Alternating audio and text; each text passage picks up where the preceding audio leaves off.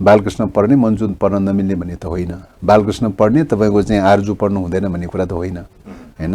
त त्यस कारणले गर्दा यो चाहिँ तपाईँको आरोप मनोगत खालको आरोप मात्रै हो, कुनै सत्यता छैन। सत्यता के हो त भन्दाखेरि कसैलाई पनि छानबिन गर्नलाई त छानबिन गर्ने एजेन्डा इभिडेन्ट घटना त पुष्टि हुनु पर्यो नि त, घटना त हुनु पर्यो नि। यस कार्यक्रमका साथमा नेपाल टेलिकमको 4G नै पर्फेक्ट छ। नेपाल टेलिकम राष्ट्रको सञ्चार। नेपाल वायु सेवा निगम राष्ट्रिय ध्वजावाहक। स्वदेशी तथा विदेशी पाहुनाको सत्कारमा सदैव तत्पर village highland resort, Ranikot, Bhaktapur. गुणस्तरीय र आधुनिक शिक्षाको भण्डार national academy of science and technology NAST college, Dhangadhi 4, Uttar बेहडी, Kailali.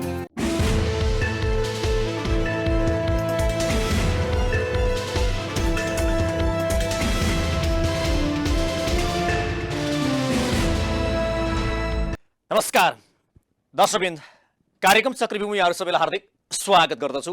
म हिमाल बस्नेत। आज हामी सफल गर्दैछौँ नेकपा माओवादी केन्द्रका महासचिव देव गुरुङसँग। हरेक वर्ष ल्याउने सरकारले ल्याउने नीति तथा कार्यक्रमका सवालमा सत्ता पक्षले त्यसको पृष्ठपोषण गर्ने र प्रतिपक्षले त्यसको कडा आलोचना गर्ने यो परम्परा जस्तै बनेको छ। यो पटकको नीति तथा कार्यक्रमका सवालमा पनि नेकपा एमाले कडा आलोचना गरेको छ र यो कर्मकाण्डी भयो र पुनः लेखन गर्न समेत उसले प्रस्ताव गरेको छ। यो विषयमा अब यो साँच्चै एमाले भने जस्तै कर्मकाण्डी मात्रै छ या यो बजेटमा अहिलेको तत्काल देखिएको आर्थिक सङ्कट, वित्तीय सङ्कट लगायतको यो अवस्थालाई सुधार गर्न सक्ने र देशको अहिलेको माहौललाई केही परिवर्तन गर्न सक्ने त्यस्तो ठोस कुरा पनि केही छन् त।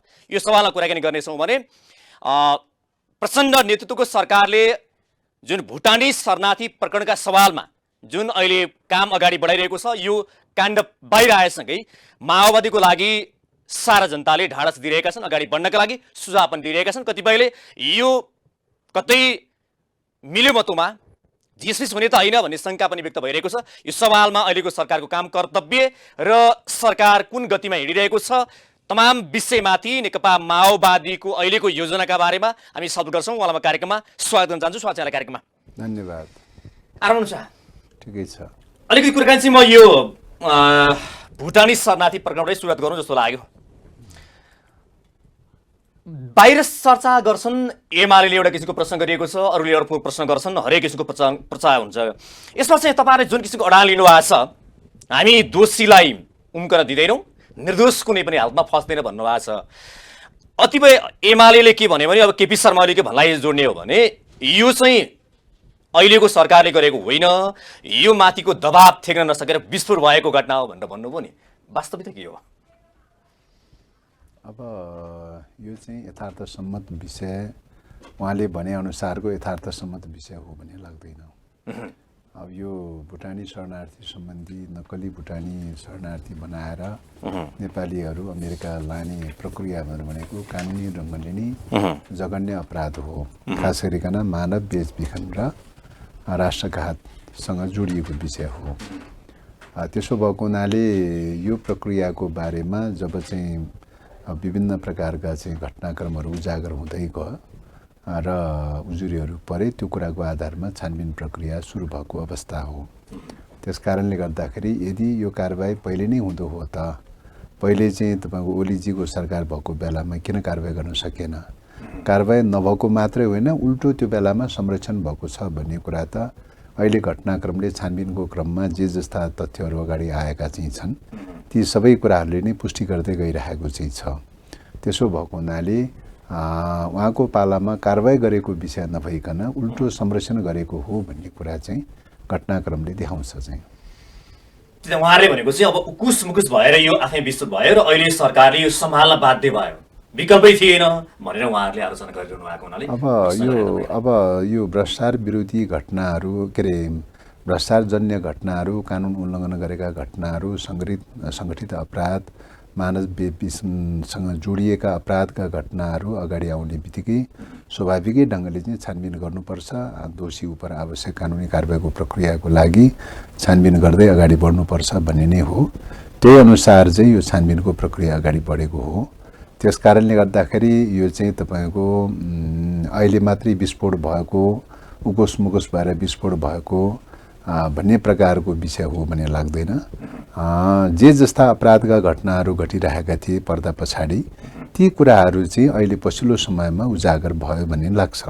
त्यसो भएको हुनाले यो जब घटनाक्रमहरूमा चाहिँ सतहमा आयो ती कुराहरूको आधारमा अनुसन्धान गर्ने निकायहरूले छानबिन गर्ने प्रक्रिया सुरु गर्यो, अनुसन्धान गर्ने प्रक्रिया सुरु गर्यो।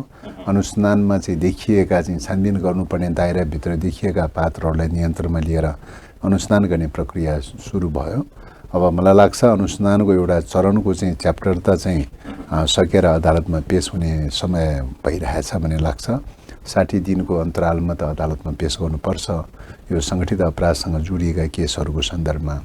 त्यसकारणले सायद अब चाहिँ अदालतमा पेश होला र अब अदालतले चाहिँ तपाईँको आवश्यक न्यायिक निरूपण गर्ने प्रक्रिया चाहिँ अदालतले सबै मिसिलहरू सबै बयानहरू हेरेर चाहिँ अदालतले अवश्य पनि एउटा चाहिँ कानुन सम्मत ढङ्गले भ्रष्टाचारजन्य क्रियाकलापहरूलाई नियन्त्रण गर्ने ढङ्गले अथवा चाहिँ त्यस उप कारबाही गर्ने ढङ्गले अवश्य पनि फैसला गर्नेछ भन्नेमा उहाँहरूले चाहिँ अर्को कुरा के गर्नुभएको छ भने हामीले छानबिन प्रक्रिया नजिकबाट हेरिरहेका छौँ।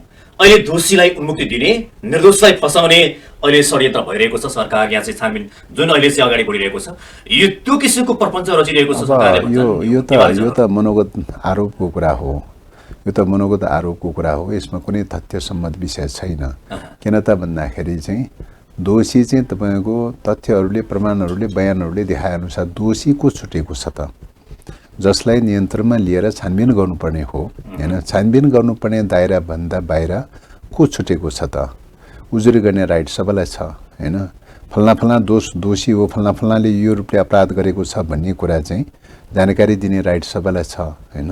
तथ्यहरू त अगाडि आउनु पर्ने, त्यतिकै मान्छेलाई गिरफ्तार गर्ने कुरो पनि भएन।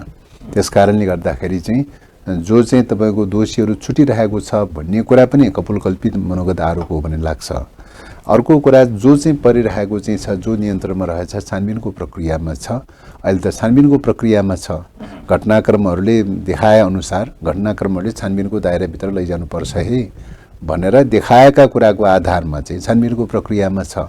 यो कसैलाई आग्रह पूर्वाग्रहको आधारमा छानबिन गर्ने विषय पनि होइन, कसैलाई तोकेर छानबिन गर्ने विषय पनि होइन, कुनै सत्ता पक्ष या विपक्ष भन्ने कुरा पनि होइन, यो दल वा त्यो दल भन्ने विषय पनि होइन।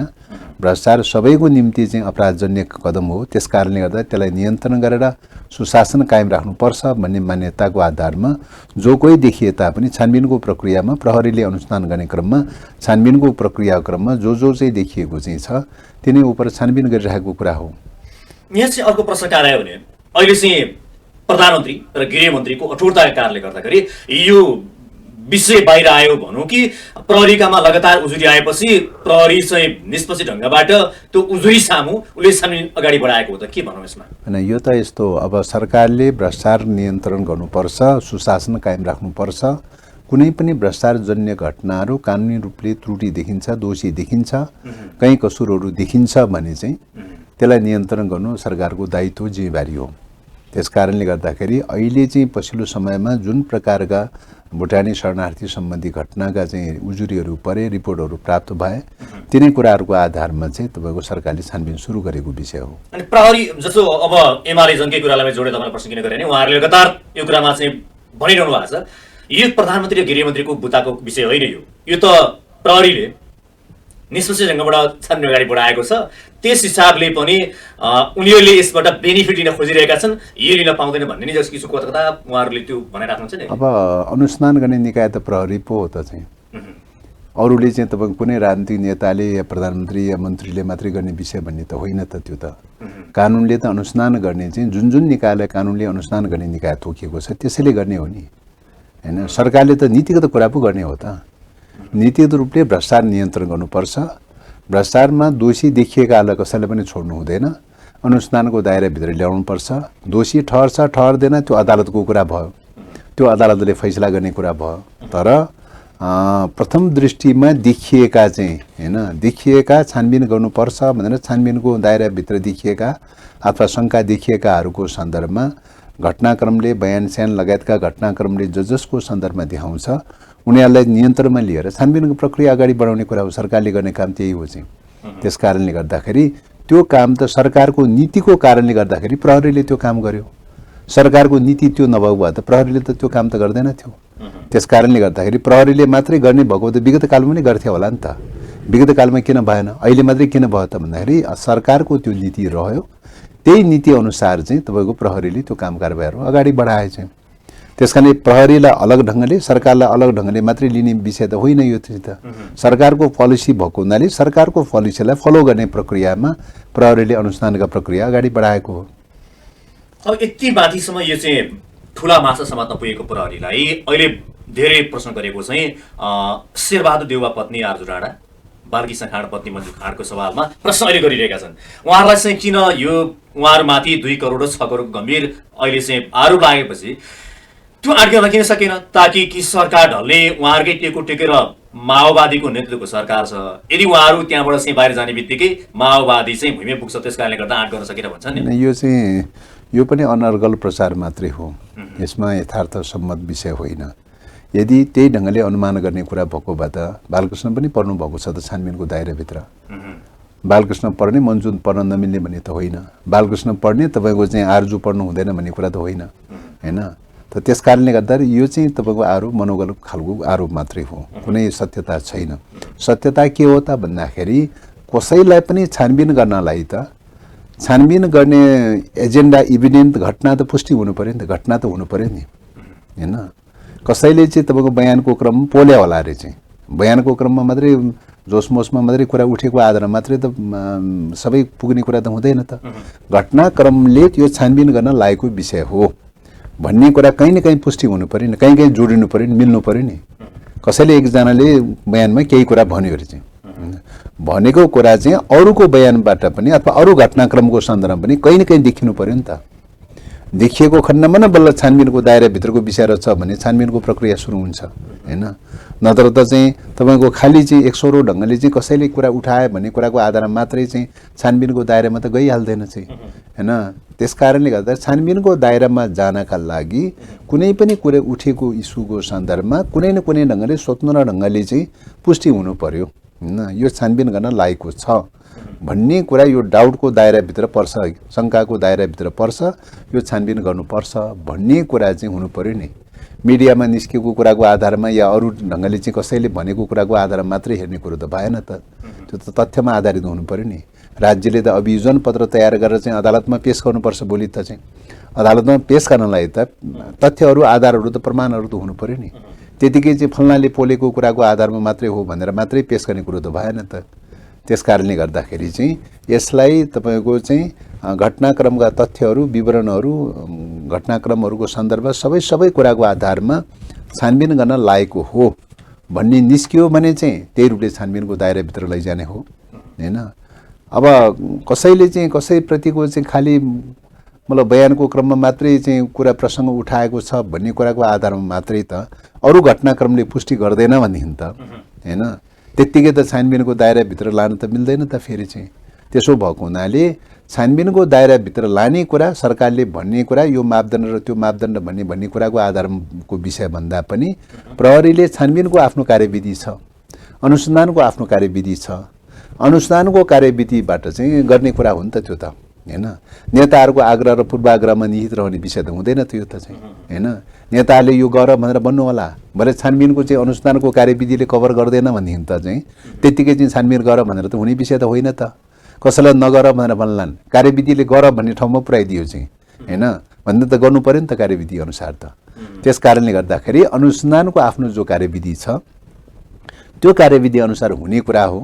नेताहरूले गर भनेर हुने नगर भनेर नहुने खालको विषयको सन्दर्भको विषय होइन यो चाहिँ। दबाब छ भन्छ नि, दबाब भनेको चाहिँ यो सिधा अमेरिकासँग जोडिएको विषय रह्यो। अब त्यसले गर्दा अमेरिकाको चासो छ, अलि बढी दबाब पनि छ। बाध्य भएर यो अगाडि बढाइएको हो भनेर भन्छन् कि अमेरिकाको दबाब छ भन्ने बाहिर चर्चा छ नि, यो दबाब छ अहिले सरकारलाई। अब यो भन्नलाई मान्छेहरू त्यसो भनिरहेका चाहिँ छन्, तर मलाई लाग्छ यो चाहिँ अमेरिकाको दबाबको विषय हुन्छ भन्ने लाग्दैन चाहिँ, हो भन्ने लाग्दैन। किन त भन्दाखेरि चाहिँ भुटानी शरणार्थी सम्बन्धी प्रक्रिया अमेरिकासँग जोडिएको प्रक्रिया त उहिलेबाट सुरु भएको हो। कानुनी र गैर कानुनी कुरा त उसलाई पनि त जानकारी त होला त होइन, उसलाई पनि जानकारी त होला। विगत कालमा किन नियन्त्रण गरेन, विगत कालमा किन प्रक्रिया सुरु गरेन होइन, किन उ गरेन भन्ने क्वेसन त छ त चाहिँ। त्यस कारणले गर्दाखेरि अहिले सरकारले जब चाहिँ छानबिनको प्रक्रिया सुरु गरेपछि अनि चाहिँ हामीले पनि त्यसो भनेका थियौँ, हामीले पनि दबाब दिएका थियौँ अथवा भनेका थियौँ भन्ने कुराको त कुनै पुष्टि हुँदैन भन्ने लाग्छ। अनि हामी बाहिर चर्चा गरौँ, जस्तो बाहिर चर्चा भएको एउटा कुरा छ, दबाब छ, प्रेसर छ, बाध्य भएर चाहिँ यसरी चाहिँ आफ्नै साथीमाथि चाहिँ यसरी तिर्साउनु परेको छ दण्डा भनेर बाहिर चर्चा गर्छन्। यो दबाब र प्रभाव छैन निष्पक्ष यो त तपाईँको भ्रष्टाचारजन्य चाहिँ प्रवृत्ति र चिन्तन प्रवृत्ति र संस्कारमा पनि निर्भर रहने कुरा हो हैन। अब कतिपय मुलुकहरूको सन्दर्भमा हामी चर्चा परिचर्चा चाहिँ नगरौँला चाहिँ, तर पनि जनरली रूपले चाहिँ भ्रष्टाचारको विपक्षमा को छ, भ्रष्टाचारको पक्षमा को छ। भ्रष्टाचार भनेको के हो त? कमिसन अर्थतन्त्र हो। कमिसन अर्थतन्त्र भनेको के हो त? एकाधिकार पुँजीवाद हो। वित्तीय एकाधिकार पुँजीवादको मेजर विशेषता भनेको कमिसन अर्थतन्त्र हो हैन। कमिसन अर्थतन्त्रको चाहिँ अभिव्यक्त रूप भनेको के हो त? भ्रष्टाचारी तन्त्र हो।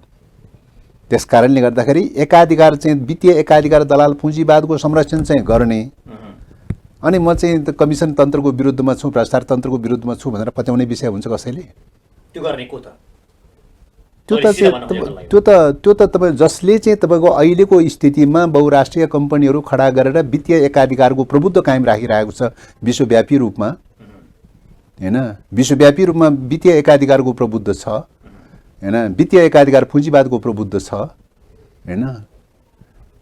त्यो सिस्टमको रक्षा चाहिँ जसले गरिरहेको छ उसैको जवाबदेहीको कुरा हो नि त। त्यो त सबैलाई जगजाहेरको विषय हो नि त वित्तीय एकाधिकारको कुरा हैन। त्यस कारणले गर्दाखेरि चाहिँ वित्तीय एकाधिकारको पक्षमा वित्तीय एकाधिकार पुँजीवाद भनेको कमिसन अर्थतन्त्र हो। कमिसन अर्थतन्त्र भनेको भ्रष्टाचारी अर्थतन्त्र हो। अनि कमिसन अर्थतन्त्रको चाहिँ रक्षा चाहिँ गर्ने, वित्तीय एकाधिकार पुँजीवादको रक्षा चाहिँ गर्ने अनि भ्रष्टाचार विरोधी छु, भ्रष्टाचार नियन्त्रण गर्छु भन्ने कुरा कहीँ पत्याउने विषय हुन्छ? त्यस कारणले गर्दाखेरि चाहिँ तपाईँको भ्रष्टाचारको विरुद्धमा उभिनका लागि चाहिँ राष्ट्रिय स्वाधीन अर्थतन्त्रको पक्षमा उभिन अनिवार्य छ। उसको चिन्तन र दृष्टिकोण त्यसको विरुद्धमा उभिन अनिवार्य छ। एमाले पनि अब कांग्रेस त सरकारै भइहाल्यो, अन्य पार्टीहरूले पनि यो भ्रष्टाचारका एक फाइल खोल्नुहोस्, हामी सबै साथ दिन्छौँ भनेर जनता त निश्चित रूपले तपाईँको चाहिँ के त भन्दाखेरि भ्रष्टाचारको इस्युमा पर्दाफास हुने खालको चाहिँ तपाईँको चाहिँ स्थिति पैदा हुँदै गइसकेपछि अहिले चाहिँ तपाईँको पानीमाथिको ओबानो बन्ने प्रयास त सबैले गरिरहेको चाहिँ छ हैन, प्रयास त गरिरहेको छ। नत्र भने भ्रष्टाचारको केसको बारेमा विगत कालमा किन छानबिन हुन सकेन त? किन कारबाही हुन सकेन हैन? कगजको पालामा सबभन्दा बढी भ्रष्टाचार भएका छन्, रेकर्ड छ चाहिँ सबैको अगाडि रेकर्ड छ।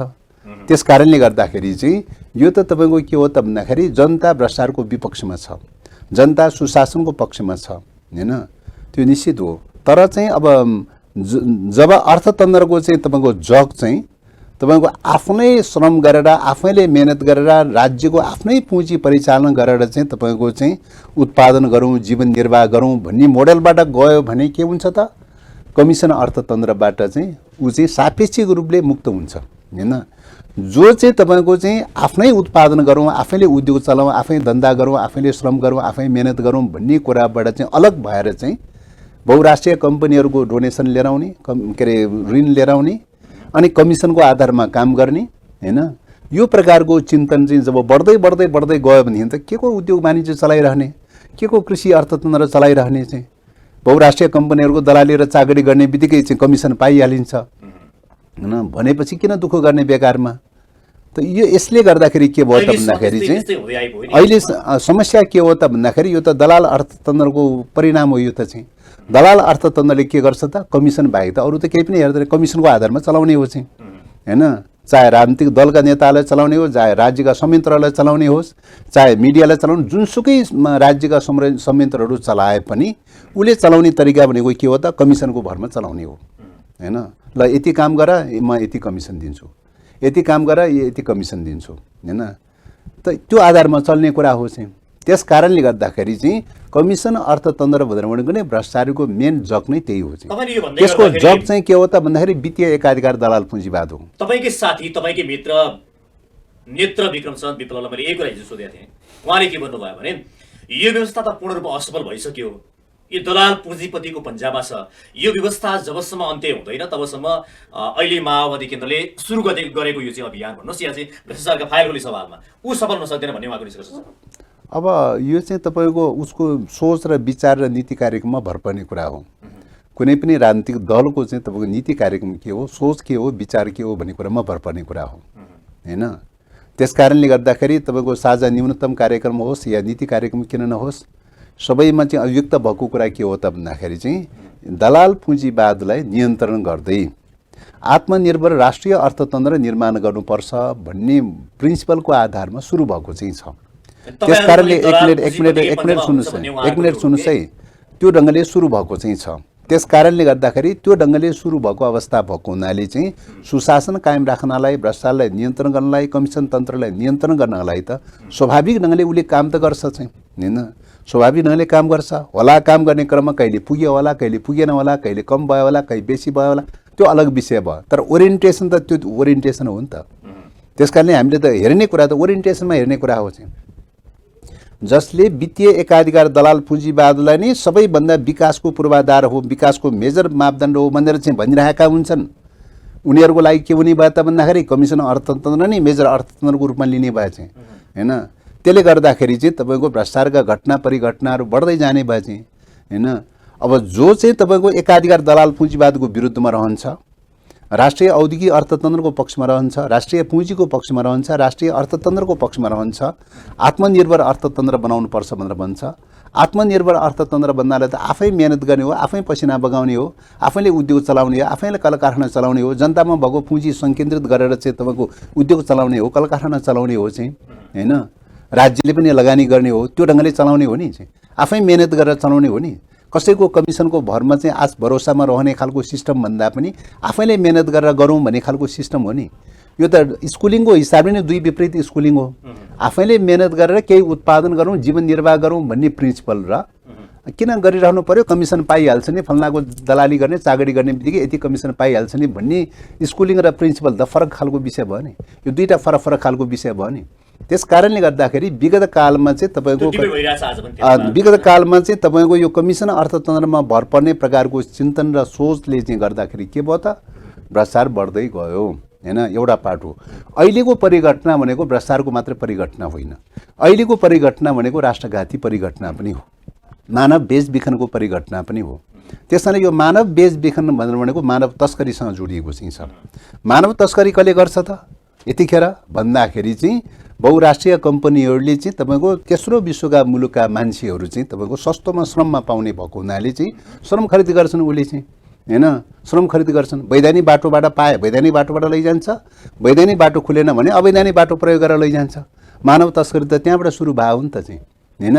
त्यस कारणले गर्दाखेरि यो मानव तस्करको जड पनि के हो त भन्दाखेरि चाहिँ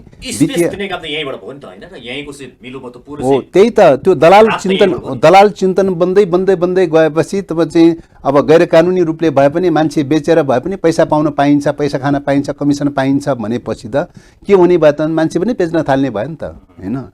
त्यसो भएको हुनाले चाहिँ यो चाहिँ केले पैदा गर्यो त भन्दाखेरि आफै मेहनत गरेर आफै काम गरेर आफ्नो राष्ट्रिय पुँजी बनाऊ, आफ्नो आत्मनिर्भर अर्थतन्त्र बनाऊ, देश बनाऊ भन्ने प्रकारको चिन्तन भन्दा पनि चाहिँ तपाईँको चाहिँ बहुराष्ट्रिय कम्पनीहरूको विदेशी एकाधिकार दलाल पुँजी वर्गको कम्पनीको कमिसन पाऊँ। कमिसन त रातारात तुरुन्तै चाहिँ करोडपति अरबपति भइहाल्छ चाहिँ कमिसन पायो भनेदेखि त चाहिँ हैन। आफैले मेहनत गर्दाखेरि कमाउँदाखेरि सारा गर्दाखेरि चाहिँ जीवन निर्वाह गर्न पनि कठिन होला उसलाई चाहिँ त हैन। त्यसले गर्दाखेरि चाहिँ तपाईँ के त भन्दा मान्छेहरू कमिसनको पछाडि लाग्न थाल्यो। कमिसन अर्थतन्त्रको पछाडि लाग्न थालेपछि मानवीय मूल्य, मान्यता, मानवीय स्वत्व, मानवीय अस्तित्व भन्ने कुरा पनि गुमेर चाहिँ के त भन्दाखेरि मानव बेचबिखनमा लाग्न थाले चाहिँ। यो त मानव बेचबिखनसँग जोडिएको छ। दोस्रो कुरा त्यो। तेस्रो कुरा केसँग जोडिएको छ भन्दाखेरि यो राष्ट्रघातसँग पनि जोडिएको छ। किन राष्ट्रघात त भन्दाखेरि आफ्नो मुलुकको नागरिकता परित्याग गरेर अर्काको मुलुकको नागरिकता चाहिँ बनाएर अनागरिक बनाएर जाने भनेको त राष्ट्रमाथिको घात हो नि त हैन। राष्ट्रमाथिको घात हो नि त। त्यस कारणले गर्दाखेरि आफ्नै मातृभूमिमा, यही मातृभूमिमा जन्मिएको छ, यही भूमिमा हुर्किएको छ, यही भूमिमा मर्नु छ भनेपछि त यो मातृभूमिभन्दा ठुलो चिज त केही होइन नि त। तर यही भूमिप्रति चाहिँ तपाईँको चाहिँ घात अन्तर्घात गरेर चाहिँ नागरिकता परित्याग गर्ने हैन, नक्कली नागरिकता बनाउने, विदेशी नागरिकता बनाउने अनि छल्दै जाने खालको जो चिन्तन प्रवृत्ति छ त्यो चिन्तन पनि के हो त भन्दाखेरि दलालीको चिन्तन हो। किन दलालीको चिन्तन बढे त मान्छेहरूमा भन्दाखेरि चाहिँ देशभित्र उद्योग धन्दा कल कारखानाहरू सञ्चालन गर्ने परिचालन गर्ने आफै पनि मेहनत गर्ने आफै पनि उत्पादनमा लाग्ने खालको भएको भएदेखि चाहिँ म कसैको दलाली गर्नु पर्दैन, केही गर्दैन, यहीँ कमाउँछु, यहीँ खान्छु, यहीँ बाँच्छु, यहीँ चाहिँ मर्छु भन्ने खालको चाहिँ हुन्थ्यो। आफ्नो स्वत्व आफ्नो पहिचान कायम राखेर जाने भन्ने कुरा हुन्थ्यो। त्यतातर्फ छोडेर चाहिँ तपाईँको चाहिँ विदेशीको चाकरी गरेपछि चाहिँ कमिसन पाइन्छ, पैसा पाइन्छ, त्यहाँ गएपछि रातारात चाहिँ के अरे लखपति करोडपति बन्न पाइन्छ भन्ने प्रकारको चिन्तनले के भयो त भन्दाखेरि राष्ट्रियता पनि बेच्न तयारी भयो, नागरिकता पनि बेच्न तयारी भयो चाहिँ भने त यो त राष्ट्रघात भयो नि। यो त राष्ट्रघात पनि भयो। त्यस कारणले यो भ्रष्टाचारीको केसमा मात्रै सीमित छैन, मानव बेचबिखन पनि छ र यो मानव तस्करी पनि छ र यो चाहिँ तपाईँ राष्ट्रघात पनि छ। गम्भीर प्रकारको राष्ट्रघात र मानव तस्करी भनेको त भ्रष्टाचारी केस भन्दा नि अझ गम्भीर इस्यु हो। राष्ट्रमाथि घात भयो। एउटा अर्को तपाईँ यही प्रश्न मैले गर्न खोजेको थिएँ भने तपाईँकै साथीकै प्रश्न गर्न खोजेको थिएँ तपाईँलाई। अब उहाँलाई विश्वासको कुरा गरौँ न, तपाईँहरूप्रति विश्वासको पनि उहाँहरू कति छ भन्ने कुरा तपाईँहरूसँग लामो चाहिँ युद्धमा सँगै हिँडेको नेताको कुरा गर्दाखेरि प्रचण्ड पनि त्यही दलाल पुँजीपतिकै पुच्छर बन्नुभयो भने उहाँले लगातार कैयौँपल्ट भाषण पनि गर्नुभएको छ। दलाल पुँजीपतिको पछाडि लाग्नुभयो, जसले गर्दा उहाँ दलाल पुँजीपतिकै त्यो पन्जामा बसेर अहिले त्यो जुन किसिमको चाहिँ भ्रष्टाचार मुक्त गर्छु भन्दै हुनुहुन्छ, यही व्यवस्थामा त्यही दलालको हातभित्र पसेर त्यो गर्छु भन्ने कुरा त दिवसमा जस्तो उहाँले कुरा गर्नुभएको छ। अब सम्भव नभएको भए यो अहिले कसरी सम्भव भयो त? घटनाक्रमले त पुष्टि गर्यो नि त, अहिले सम्भव भयो त। त्यस कारणले गर्दाखेरि यो चाहिँ असम्भव भन्ने कुरा त होइन त, हैन? यही सिस्टमभित्र तपाईको चाहिँ यही सिस्टमभित्र अन्त्य गर्न सक्नुहुन्छ त? यो सिस्टम भनेको त सम्झौताको सिस्टम न हो, एउटा मात्रै सिस्टम त होइन त, यो त सम्झौताको सिस्टम हो, गिभ एन्ड टेकको सिस्टम हो। त्यही संविधानमै लेखेको छ, राष्ट्रिय औद्योगिक पुँजीको विकास गर्ने भन्ने पनि लेखेको छ, आत्मनिर्भर अर्थतन्त्रको विकास गर्ने भन्ने पनि लेखेको छ, समाजवाद उन्मुख चाहिँ तपाईँको अर्थतन्त्रको निर्माण गर्ने भनेर पनि लेखेको छ नि त चाहिँ। त्यस कारणले गर्दाखेरि यो चाहिँ तपाईँको अहिले के हो त भन्दाखेरि यो सम्झौताको चाहिँ सिस्टम भएको हुनाले दुईटै चिजहरू छ यसमा, दुवै कुराहरू छ हैन? तर लिडरसिपमा को हुन्छ, कसले कता लैजान्छ भन्ने कुरामा भर पर्ने विषय हो चाहिँ। तपाईँ एकाधिकार दलाल पुँजीवाद हाबी भयो, लिडरसिपमा हाबी भयो, त्यसले चाहिँ बिस्तारै बिस्तारै बिस्तारै परनिर्भरताको दिशामा लैजान्छ, आत्मनिर्भर अर्थतन्त्र निर्माण गर्ने दिशामा जाँदैन चाहिँ हैन? राष्ट्रिय औद्योगिक पुँजीको पक्षधर अथवा देशभक्त खालको चिन्तन र दृष्टिकोण भएका मान्छेहरू भयो भने यही संविधानमा टेकेर चाहिँ तपाईँको चाहिँ मुलुकलाई आत्मनिर्भर कृषि अर्थतन्त्रलाई सुदृढ गर्ने, आत्मनिर्भर बनाउने, औद्योगिक अर्थतन्त्र निर्माण गर्ने त्यो दिशामा पनि लैजान सक्छ। यो त सम्झौताको दस्तावेजमा त दुईटै चिजहरू छ। माओवादी स्वयं कमजोर छ त यो बेला, तपाईँहरूले जसरी भन्नुभएको छ नि पंक्तिको कुरा, दलाल पुँजीपतिको पंक्तिको चाहिँ कुरा गर्ने उहाँहरूको वर्चस्व अलि बढी छ कि तपाईँहरूको बढी छ त? फेरि त्यसो त हैन, यो त नेपाली जनता चाहिँ तपाईँको राष्ट्रियताको पक्षमा छ, देशभक्त छ, राष्ट्रवादी छ, स्वाधीनताको पक्षमा छ नेपाली जनता। त्यस कारणले गर्दाखेरि जनताको भावनालाई जनताको विचारको आधारमा, जनताको अभिमतको आधारमा काम गर्ने कुरा हो। अनि स्वयं तपाईँका पार्टीका अध्यक्षमाथि पनि गम्भीर आरोप लागेकै छ। क्यान्टोनमेन्टको सभामा उहाँले संसदभित्रै पनि बोल्नु भएको छ, गरे दोषी ठहर गरे म जेल जान तयार छु भन्नुभएको छ। यही विषयलाई लगातार उठाए क्यान्टोनमेन्टको सवालमा लगातार कैयौँ प्रश्न तपाईँले खेप्नु भएको छ। त्यसो भए यो फाइल पनि खोलिन्छ? अब यो फाइल खोल्ने र नखोल्ने विषय भन्दा पनि यो विषय चाहिँ पहिलो कुरा त के हो त भन्दाखेरि यो कुरा सरकारले पटक क्लियर गरिसकेको विषय हो। खातापाता सरकारको साथमा छ। यो बजेट निकास तपाईँको लमसममा चाहिँ तपाईँको मन्त्री परिषदले निर्णय गरेर निकास गरेको हो हैन? कानुनी खर्च गर्ने, राज्यको कोष खर्च गर्ने सन्दर्भमा कि त कानुनले तोकिएको हुन्छ खर्च गर्ने व्यवस्था, कानुनले नतोकिएका किटानी नगरेका विषयहरूको बारेमा सबै निर्णय नीतिगत आधारमा मन्त्री परिषदले निर्णय गर्छ। मन्त्री परिषदले बकायदा साथ निर्णय गरेको कुरा हो हैन? मन्त्री परिषदले बकायदा साथ निर्णय गरेको कुरा हो। क्रियान्वयनको प्रक्रियाको बारेमा शान्ति मन्त्रालयले सबै शान्ति मन्त्रालय कर्मचारी मार्फत चाहिँ क्रियान्वयन प्रक्रिया पुरा गरेको हो। हर हिसाब चाहिँ महालेखा परिषदले फर्स्योड गरेर हर हिसाब कम्प्लिट गरेको कुरा हो। अनि के को आधारमा छानबिन गर्ने, के को आधारमा खोजबिन गर्ने? लगातार यो प्रश्न किन उठिरहेको छ त्यसबारे? त्यो त आग्रह हो, त्यो त जनयुद्ध विरोधी आग्रह हो, त्यो त जनयुद्ध विरोधी पूर्वाग्रह हो। जुन बलमा चाहिँ अहिलेको परिवर्तन भएको छ त्यो परिवर्तनलाई अस्वीकार गर्न चाहने, त्यो परिवर्तनलाई निषेध गर्न चाहने, फेरि पनि पक्षगामी दिशातर्फ पुरानै प्रणालीमा लैजान खोज्ने खालको चाहिँ चिन्तन र सोच भएको पक्षगामी चिन्तन र सोचको उपज हो यो चाहिँ त। किन त भन्दाखेरि अहिले जे जस्तो परिवर्तन भएको छ त्यो त 10 वर्षको जनयुद्धको जगमा भएको छ, वृहत शान्ति सम्झौताको जगमा भएको चाहिँ छ, 12 बुँदे सम्झौताको दलका नेताहरूको बीचमा 12 बुँदे सम्झौताको जगमा भएको चाहिँ छ। यो कुरालाई अस्वीकार गर्ने, जनयुद्धलाई अस्वीकार गर्ने, 12 बुँदे सम्झौतालाई अस्वीकार गर्ने, वृहत शान्ति सम्झौतालाई अस्वीकार गर्ने र टोटालिटीमा अहिलेको परिवर्तनलाई अस्वीकार गर्ने, यो अस्वीकार गर्ने चिन्तन र प्रवृत्तिको उपज हो नि। यो त सठिक उदाहरण हो नि। यो चाहिँ त अहिलेको परिवर्तनको मुद्दाप्रति अस्वीकार गर्ने सोच र चिन्तनको परिणाम स्वरूप चाहिँ क्यान्टोनमेन्टको प्रश्न उठेको हो। किन त भन्दाखेरि चाहिँ नबिराउनु नडराउनु भन्ने भनाइ नै छ। यदि तपाईहरु सत्य या प्रचण्ड स्वयं कुनै गल्ती गर्नु भएको छैन भने त्यो फाइल पल्टाएर, किनकि फाइल पल्टाएर साबित गर्दै भइगयो त होइन। त्यो त फाइल पल्टाउने भनेर भनेको त फाइल पल्टाउनलाई पनि त कानुनी आधार त हुनु पर्यो त, आधारै छैन। अनि चाहिँ के तपाईँको चाहिँ सरकारले निर्णय गर्ने अधिकार सरकार मन्त्री परिषदलाई छ, बकायदा साथ मन्त्री परिषदले निर्णय गरेका छ। क्यान्टोनमेन्टको व्यवस्थापनको बारेमा चाहिँ कार्यान्वयन गर्ने अथोरिटी शान्ति मन्त्रालयलाई थियो, शान्ति मन्त्रालयले कार्यभार पुरा गरेर कम्प्लिट गरिसक्यो, शान्ति मन्त्रालय पनि विघटन गरेर क्षेत्राधिकार गृह मन्त्रालयमा हस्तान्तरण गरिसक्यो होइन। र त्यसको चाहिँ हर हिसाबको बारेमा महालेखा परीक्षणले एक प्रकारले फर्स्टआउट गरिसक्यो, टुङ्गिसक्यो। आधार त उहाँले बोलेको अनि त्यो आधार के आधारमा चाहिँ के आधारमा खोज्ने, अब के आधारमा खोज्ने, के कुराको आधारमा खोज्ने? 60,000 को कुरा उहाँले गर्नु भएको छ, एउटा चाहिँ कार्यक्रम बोल्नु भएको छ, त्यो प्रमुख आधार हो भन्छन् नि। मतलब के कुन आधारमा भन्नुभयो? 30,000 जनमुक्ति सेनाका कमान्डर 30 सेनाहरूबाट हामीले चाहिँ 6,000 जुन कम्प्रोमाइज गर्यौँ, यो कुराहरू गर्नु भएको छ नि। होइन, त्यो त त्यहाँ चाहिँ तपाईँको चाहिँ अयोग्य भनेर बहिर्गमनमा छ होइन, स्वैच्छिक अवकाश भनेर भनिएको छ, समायोजन भनेर भनिएको छ। समायोजन भनेर भनेको लास्टमा चाहिँ तपाईँको चाहिँ कति के अरे 1300-1400को चाहिँ एउटा लास्टमा चाहिँ एउटा ग्रुप चाहिँ तपाईँको समायोजनमा गएको छ, ठुलो सङ्ख्या चाहिँ तपाईँ स्वैच्छिक अवकाशमा छ र 4,000 चान्चुन चाहिँ कति चाहिँ तपाईँको उसमा गएको छ, के अरे अयोग्य भनेर भनेको छ, प्रमाणीकरण गरिएको चाहिँ छ होइन।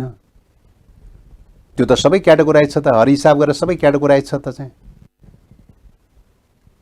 त्यस कारणले गर्दाखेरि यसको पछाडि चाहिँ तपाईँको चाहिँ यो खालको कुरा उठाउनुको तात्पर्य चाहिँ यो पोलिटिकल खालको कुरा हो। यो हर हिसाबको प्रश्न भन्दा पनि पोलिटिकल प्रश्न हो। पोलिटिकल प्रश्नको बारे मैले अघि नै निवेदन गरेँ कि जसले यो परिवर्तन चाहँदैन, जसले यो वृहत शान्ति सम्झौता चाहँदैन, जसले तपाईँको चाहिँ 12 बुँदे सम्झौता चाहँदैन, जसले 10 वर्षको जनयुद्ध चाहँदैन, उनीहरूको प्रश्न हो नि। अनि यो चाहिँ तपाईँको 12 बुँदे सम्झौता गर्दाखेरि सबै दलहरू संलग्न हुनुहुन्थ्यो होइन, आफै संलग्न हुनुहुन्थ्यो होइन। अब वृहत शान्ति सम्झौता गर्दाखेरि दलहरू सबै संलग्न हुनुहुन्थ्यो चाहिँ होइन। तर अब भयो के त भन्दाखेरि पछिल्लो समयमा चाहिँ जुन मतलब दलका नेताहरूले जसले प्रतिबद्धता जनाए 12 बुँदेमा, जसले प्रतिबद्धता जनाए वृहत शान्ति सम्झौतामा, पछिल्लो समयमा के भयो भन्दाखेरि त्यो दलको नेता त परिवर्तन भयो। जो शान्ति प्रक्रियामा सहभागी हुनुहुन्थेन होइन, शान्ति प्रक्रियाप्रति नेगेटिभ खालको धारणा राख्ने खालका चाहिँ कुनै मतलब सोच चिन्तन बोकेकाहरू होइन। तपाईँ के भयो त भन्दाखेरि शान्ति सम्झौतालाई पनि रुचाएको छैन, अब पार्टी नेतृत्वले चाहिँ एक्सेप्ट गरिदियो होइन, तर चाहिँ चित्त बुझेको छैन। अब पछिल्लो समयमा के भयो त भन्दाखेरि आफ्नो लिडरसिपमा आइसकेपछि त त्यो निर्णयलाई त उल्टाउने कुरा भयो चाहिँ, अब चाहिँ उल्टाउँदै लयो चाहिँ त्यो निर्णयलाई उल्टाएको चाहिँ तपाईँ उल्टाउने मतलब चित्त नबुझेर चाहिँ त्यो उल्टाउँदै लाने प्रक्रियाको उपज हो नि यो त चाहिँ। त्यसो भएको हुनाले चाहिँ तपाईँ सुन्नुहोस् न, अब चाहिँ तपाईँको के अरे 62-63 सालमा चाहिँ गणतन्त्रको लागि आन्दोलन चल्यो, तपाईँ लेखिरहनु भएको छ, सुनिरहनु भएको छ। के अरे बेलगाडा चढेर चाहिँ अमेरिका पुग्दैन, चाहिँ गणतन्त्रको नारा उठाएर अमेरिका पुग्दैन भन्ने कुरा त जगजाहेरै छ होइन, जगजाहेरै छ। 12 बुँदे सम्झौता भयो चाहिँ दलका नेताहरूको बिचमा होइन, त्यसप्रतिको चाहिँ बेखुस हुने खालका प्रवृत्तिहरू त सधैँ छ, शान्ति प्रक्रियाप्रति बेखुस हुने खालका चाहिँ चिन्तन प्रवृत्ति त सधैँ छ।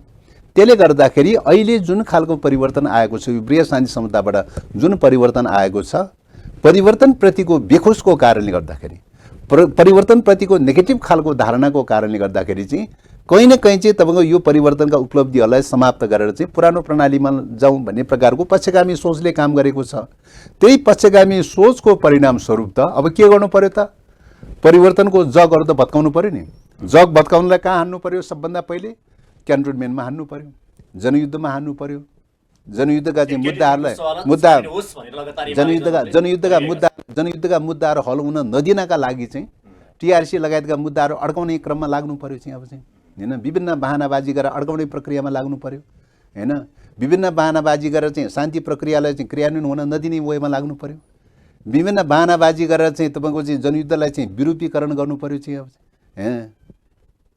नेगेटिभ ढङ्गले चाहिँ उचाल्नु पर्यो चाहिँ हैन यसरी चाहिँ तपाईको चाहिँ जाने खालको जो चिन्तन प्रवृत्ति छ यही चिन्तन प्रवृत्तिको उपज हो यथार्थ सम्मत विषय यथार्थ सम्मत विषय व्यवस्थाभित्र बसेर सरकार पनि कैयौँ पटक कांग्रेस एमाले त सरकारमा सहभागी पनि भइसकेका छन् यो व्यवस्था सुदृढीकरण गर्नुपर्छ समय सापेक्ष ढङ्गबाट तर यो व्यवस्था नै उत्कृष्ट हो भनेर त कतिपय नेताहरू बोल्दै हिँड्नु भएको छ तपाईले शंका गरे अब यसमा कुरा के हो त भन्दाखेरि हो निश्चित रूपले उत्कृष्ट हो भन्ने धारणा पनि छ निकृष्ट हो भन्ने धारणा पनि छ दुई थरी किसिमको हैन छ त्यसकारण निकृष्ट भन्ने धारणाले कता लयो त भन्दाखेरि चाहिँ संविधान पनि कमजोर पार्ने संविधानलाई भताभुङ पार्दै लैजाने पावर सेपरेसनको थ्योरी अनुसार त कार्यपालिका व्यवस्थापिका न्यायपालिकाका आफ्ना आफ्ना अङ्गहरू चाहिँ छन् त्यो पावर सेपरेसनको थ्योरीलाई पनि अंगीकार नगर्ने चाहिँ हैन भताभुङ पार्दै लैजाने चाहिँ गर्दै गर्दै लगेर चाहिँ तपाईको संसद पनि भताभुङ पार्दै लैजाने किन संविधानको रक्षक भनेको त आखिरमा आधार द पिलर द संसद हो चाहिँ संसद भताभुङ पारिदिएपछि के हुन्छ त संविधान स्वतः चाहिँ निष्क्रिय भएर जान्छ प्यासिभ भएर जान्छ संसदले काम गर्न छोड्छ के अरे संविधानले काम गर्न छोड्छ चाहिँ हैन कानुनी मूल्य मान्यताहरू पनि भताभुङ पार्दै लैजाने चाहिँ नजानिदो ढङ्गले भताभुङ पार्दै लैजाने चाहिँ अब चाहिँ हैन पावर सेपरेसनको थ्योरी कार्यपालिका राष्ट्रपति लगायतका चाहिँ त व्यवस्थापिका संसद अनि यता न्यायालय सबैलाई के त भन्दाखेरि भताभुङ पार्दै लैजाने न्यायालयको आफ्नो स्वतन्त्रता छ स्वत्व छ हैन त्यसलाई त्यही ढङ्गले चल्न दिनुपर्नेमा चाहिँ अब त्यो रूपले पनि चल्न नसक्ने खालका अवस्थाहरू विगत कालमा पटक सृजना भए देखिरहनु भएकै छ व्यवस्थापिकाको हिसाबले संसद जसरी चलाउनु पर्ने थियो बिना अनाहकमा चाहिँ त दुईपल्ट संसद बिग्रनको घटना पनि खपेको साँची नै छ हैन राष्ट्रपतिबाट संवैधानिक प्रणाली अनुसार संवैधानिक राष्ट्रपतिले चाहिँ जुन भूमिका निर्वाह गर्नु पर्थ्यो हैन त्यो भूमिका निर्वाह गर्न नसकेर सिस्टममाथि एट्याक भएका घटनाहरू पनि देख्नु भएकै छ यो सबै श्रृङ्खलामा जोड्दाखेरि के हो त भन्दाखेरि चाहिँ यो सिस्टमप्रति चाहिँ नफरत अथवा यो सिस्टमप्रतिको अरुचि यो सिस्टमलाई कसरी भत्काउने भन्ने प्रकारको चाहिँ मतलब सोच र चिन्तनको भित्री हुटुहुटीले गर्दाखेरि सिधा विरोधमा पनि बोल्न भएको छैन विरोधमा बोल्न पनि सक्ने अवस्था पनि भएको छैन त्यसकारणले गर्दाखेरि चाहिँ अहिले हो हामीले के भनेका छौँ भन्दाखेरि सिस्टमप्रति चित्त नबुझ्न सक्छ डेमोक्रेसीमा सिस्टमप्रति चित्त नबुझ्न पाइन्छ यसमा हामीलाई कुनै आपत्ति छैन त्यो मतलाई हामी सम्मानै गर्छौँ कदरै गर्छौँ हैन एउटा त्यो अर्को कुरा विगत कालमा समर्थन गरेका थियो हैन अब चाहिँ समर्थन गर्दिन म ब्याक भएँ म फिर्ता भएँ भनेर भन्न पनि पाइन्छ हैन त्यो पनि डेमोक्रेसीको राइट हो त्यो पनि भन्न पाइन्छ तर एउटा पोलिटिक्सको न्यूनतम नर्म चाहिँ के हो त भन्दाखेरि चाहिँ त्यो पनि ठिक यो पनि ठिक दुईटै चाहिँ द्वैत खालको चरित्र चाहिँ हुँदैन भन्ने हो चाहिँ विगत कालमा समर्थन गरेर चाहिँ तपाईको संविधान जारी गर्ने हैन समर्थन गरेर जारी गर्ने तर क्रियान्वयनमा हलो अड्काउने चाहिँ हैन क्रियान्वयनमा हलो अड्काउने चाहिँ यो त द्वैत चरित्र भयो नि यो त इमानदारिता भएन नि डेमोक्रेसीमा त पारदर्शी पनि हुनुपर्छ जवाबदेहिता पनि हुनुपर्छ इमानदारिता पनि हुनुपर्छ यो त न्यूनतम बटम लाइनको कुरा हो नि त्यसो भएको हुनाले प्रश्न कहाँ गर्न मलाई भने प्रचण्ड स्वयंले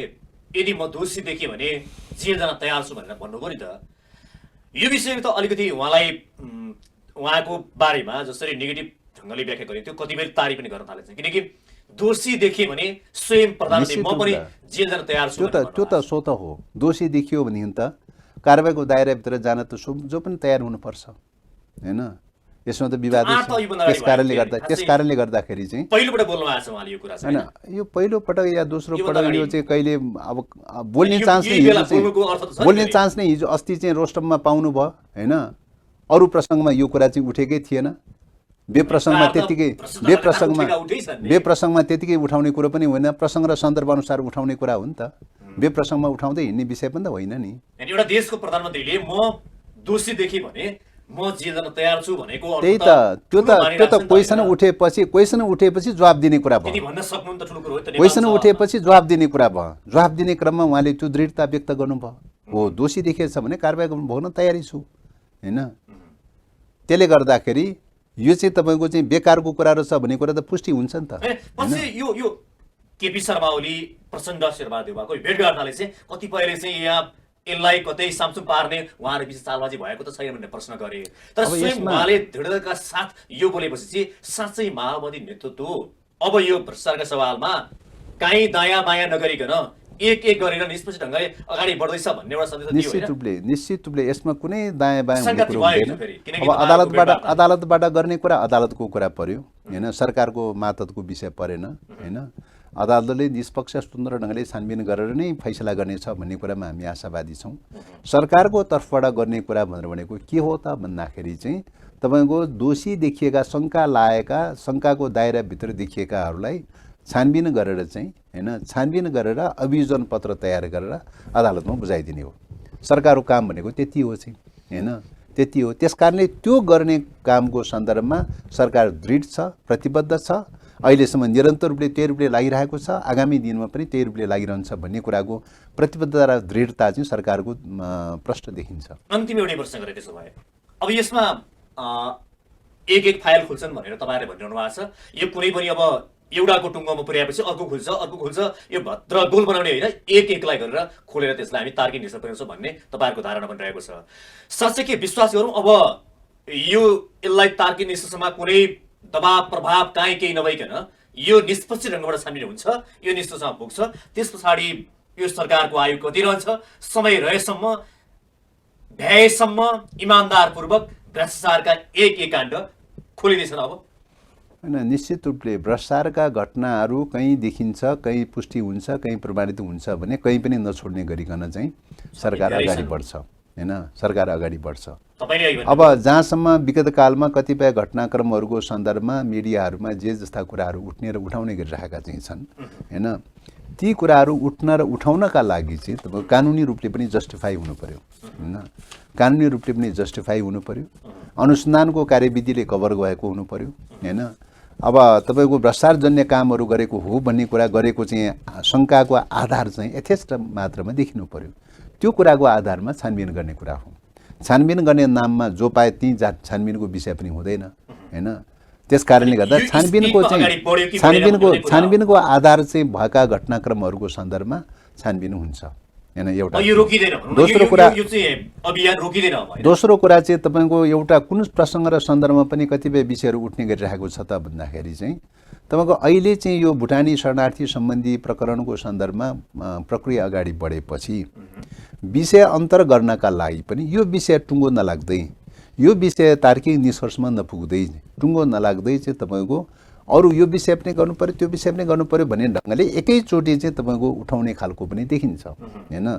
यसले के गर्छ त भन्दाखेरि होला आशयमा त त्रुटि नहोला हैन, आशयमा त त्रुटि नहोला, तर त्यसको परिणाम के हुन्छ त भन्दाखेरि एउटा पनि कुरा टुङ्गो नगइकन चाहिँ ध्यान अन्यत्र डाइभर्ट गर्दै गर्दै गर्दै गर्दै गइसकेपछि सरकारको हात चाहिँ चौतर्फी हात फैलाउने दिशामा गइसकेपछि हैन, सफलता चाहिँ हुन नदिने खालको एउटा टेक्निक पनि हो, जुक्ति पनि हो भन्ने लाग्छ हैन। त्यसकारणले कामको मतलब छानबिनको प्रक्रिया अनुसार त तपाईँको के हो त भन्दाखेरि एउटा चाहिँ केस उठिसकेपछि त्यसलाई छानबिन गर्दै गर्दै गर्दै लगेर लजिकल इन्डमा पुर्याउनु पर्छ हैन, एउटा टुङ्गोमा पुर्याउनु पर्छ। त्यो टुङ्गो पुर्याइसकेपछि अनि फेरि चाहिँ अर्कोमा चाहिँ तपाईँ प्रवेश गर्ने, घटनाक्रमले कानुनले पुष्टि गरेका विषयहरूको आधारमा प्रवेश गर्ने भन्ने कुरा स्वाभाविक हुनसक्छ। तर एउटा त टुङ्गो भएको छैन, त्यो कसरी टुङ्ग्याउने भन्ने कुराको बहस चलिरहेको छ। त त्यो टुङ्गो नहुँदै चाहिँ तपाईँको चाहिँ अरू यो पनि त्यो पनि त्यो पनि भन्दै चाहिँ लगेर चारैतिर चाहिँ जो विषय डाइभर्ट गर्ने खालको जो देखिन्छ त्यसले विषय अन्तर गरेर चाहिँ अहिलेको केसलाई न्यूनीकरण गर्ने, अहिलेको केसलाई ढाकछोप गर्ने खालको प्रवृत्ति पनि छैन भनेर भन्न मिल्दैन। त्यसो भएको हुनाले चाहिँ यो चाहिँ तपाईँको यस्ता खालका केसहरूको सन्दर्भमा के हो त भन्दाखेरि अहिले यसैलाई टुङ्गो लगाउन दिनुपर्छ। फर्स्ट अफ अल यसैमा केन्द्रित गर्नुपर्छ, सरकारको ध्यान समग्र चाहिँ ध्यान त्यसैमा केन्द्रित गर्नुपर्छ।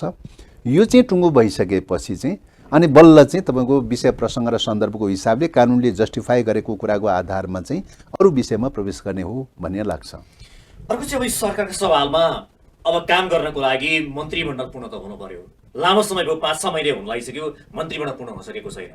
के समस्या छ मन्त्रीमण्डल पूर्ण गर्नका लागि?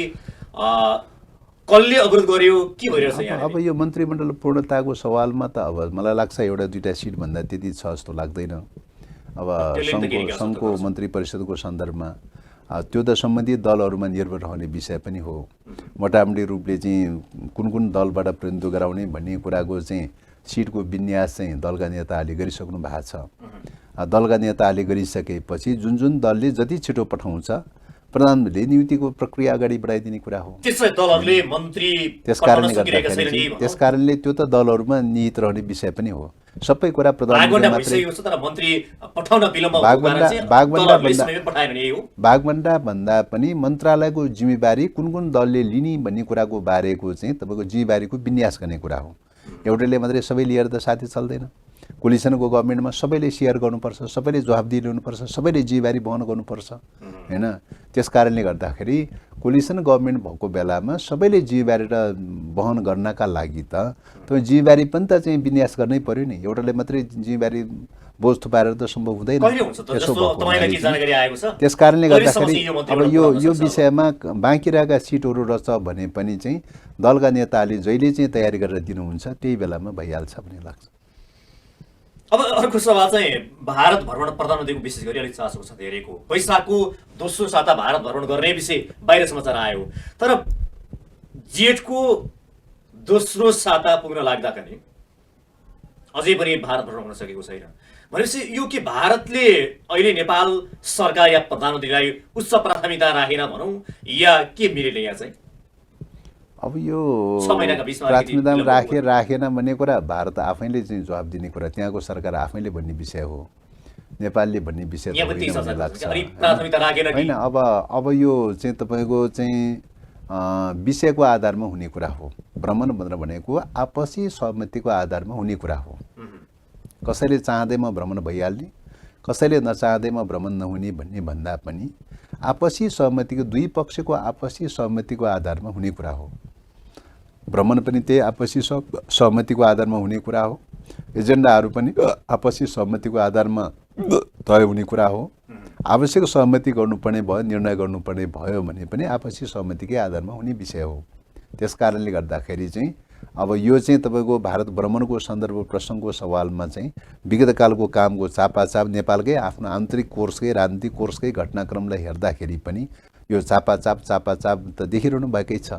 यो चापाचाप अवस्थामा चाहिँ भारत भ्रमणको लागि भनेर भारतसँग रिलेटेड खालको एउटा एजेन्डामा मात्रै केन्द्रित भएर लाग्न सक्ने अवस्था थियो कि थिएन त भन्ने पनि हो। त्यसकारणले गर्दाखेरि समाचार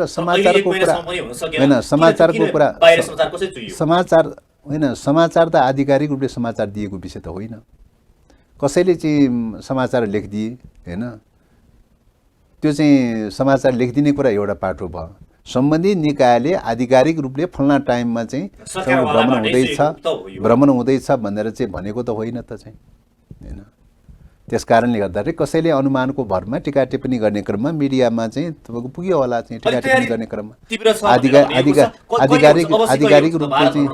आधिकारिक रूपले टुङ्गो भएको विषय त छैन होइन। अहिले त टुङ्गो भइसक्यो, दुई पक्ष आपसी सहमतिकै आधारमा अहिले त डेट चाहिँ मोटामोटी रूपले फिक्स भइसकेको छ। यो महिनाको लास्ट अथवा चाहिँ 17-18 गतितिर चाहिँ सायद भ्रमणको डेट फिक्स भएको छ भन्ने लाग्छ। त्यसकारणले गर्दाखेरि यो बजेटको चाहिँ प्रस्तुति पश्चात चाहिँ लगदै गर्ने कुरा चाहिँ छ। अब विगत कालको सन्दर्भमा चाहिँ डेट फिक्स भएको थिएन चाहिँ हैन, डेट फिक्स भएको थिएन। अब खोइ कसैले चाहिँ प्रचार गर्यो होला, कसैले प्रचार गर्यो होला, कसैले प्रचार गर्यो, के भयो त्यो चाहिँ सबै जानकारी हुने विषय भएन। जानकारी के चाहिँ हो त भने आधिकारिक रूपले दुवै पक्ष सहमति गरेर टुङ्गो लागेको चाहिँ थिएन चाहिँ।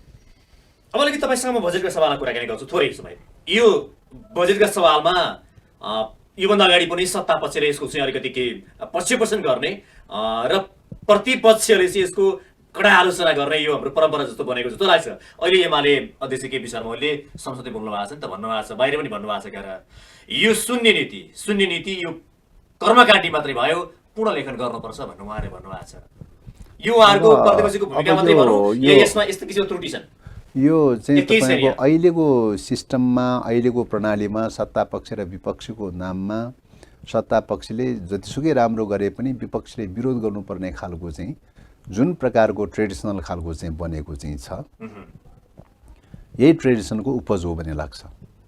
त्यसकारणले यो नीति कार्यक्रममा माथिको यथार्थताको टिप्पणीको कुरा भन्दा पनि चाहिँ ट्रेडिसनली रूपले जतिसुकै राम्रो गरे पनि विरोध गर्नै पर्ने खालको चाहिँ सत्ता पक्ष र विपक्षको जुन खालको चाहिँ चिनिया दिवार खडा गरिदिएको चाहिँ छ, त त्यसले चाहिँ तपाईँको परेको समस्याको उपज हो भन्ने लाग्छ। त्यसो भएको हुनाले ओलीजीले विरोध गर्नका लागि, प्रतिपक्षको नेताले विरोध गर्नका लागि त विरोध गर्नलाई त तथ्यसम्मत ढङ्गले घटनाक्रमको सन्दर्भमा हुनु पर्यो नि। वित्तीय नीतिको कुरा होस् या कृषि सम्बन्धी होस् या औद्योगिक क्षेत्रको उद्योग सम्बन्धी विषय होस् या नीतिगत विषयहरूमा कहाँनिर हो त भन्ने कुरा टु दी पोइन्ट रूपले हुनु पर्यो नि, होइन?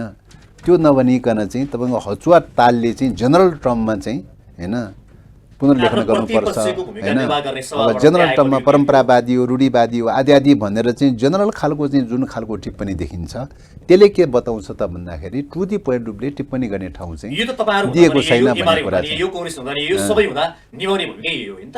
गैरेमा गएर बहस नगर्ने, बाहिर बाहिर यसको बहस गर्ने। सरकारले नीति कार्यक्रम त चाहिँ स्वाभाविक रूपले ल्याउने कुरा स्वत विषय हो, होइन?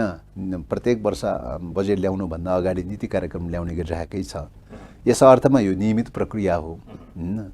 नियमित प्रक्रिया हो। नीति कार्यक्रममा एजेन्डाहरूको हिसाबले, विषयवस्तुको हिसाबले, ओरिएन्टेसनको हिसाबले कता ओरिएन्टेसन छ भनेर हेर्ने कुरा हो। ओरिएन्टेसनको हिसाबले पहिलो कुरा मैले अघि नै निवेदन गरेको छु, यो ओरिएन्टेसनको हिसाबले पहिले चाहिँ तपाईँको साझा नीति कार्यक्रममा पनि आइसकेको विषय हो। ओरिएन्टेसनको हिसाबले यसले चाहिँ सुशासनको दिशामा लैजानुपर्छ मुलुक चाहिँ, होइन भन्ने कुरालाई जोड दिएको छ। भ्रष्टाचार नियन्त्रण गर्नुपर्छ भन्ने कुरालाई जोड दिएको छ।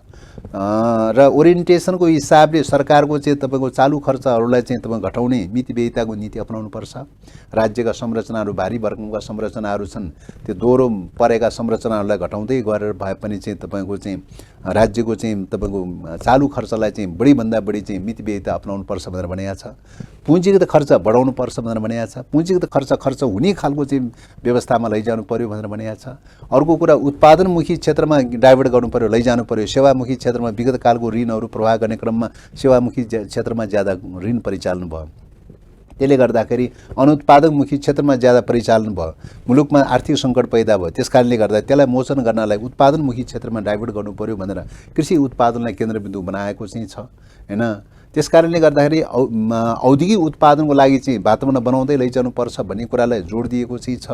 त त्यस कारणले गर्दाखेरि यो चाहिँ तपाईँको ओरिएन्टेसनको हिसाबले आत्मनिर्भर अर्थतन्त्र निर्माण गर्नुपर्छ, परनिर्भर बनेर हुँदैन, आफ्नै खुट्टामा उभिने प्रकारको अर्थतन्त्र निर्माण गर्नुपर्छ भन्ने ओरिएन्टेसनको सार कुरा त्यहीँनिर चाहिँ छ। भनेपछि यो बजेट आए पछाडि तपाईँहरूले ल्याएको नीति र कार्यक्रम लागू हुँदै गर्दाखेरि अघिल्लो जस्तो रूपमा होइन केही ठोस परिवर्तन हुनेवाला छ, यो विषय गरौँ। निश्चित रूपले यो चाहिँ अहिलेको चाहिँ ठोस चाहिँ कहाँनिर चाहिँ केन्द्रित हुन्छ त भन्दाखेरि एउटा त सुशासनको पाटो मैले अघि नै भनिहालेँ।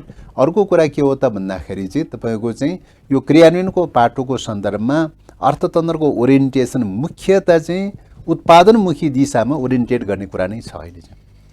हस्, कार्यक्रममा हेर्नु यहाँलाई धेरै धेरै धन्यवाद छ। धन्यवाद। आज हाम्रो कार्यक्रम हुनुहुन्थ्यो नेकपा माओवादी केन्द्रका महासचिव देव गुरुङ। कार्यक्रमको निर्धारित समय पनि सकिएको छ, मलाई पनि बिदा दिनुहोस्। नमस्ते।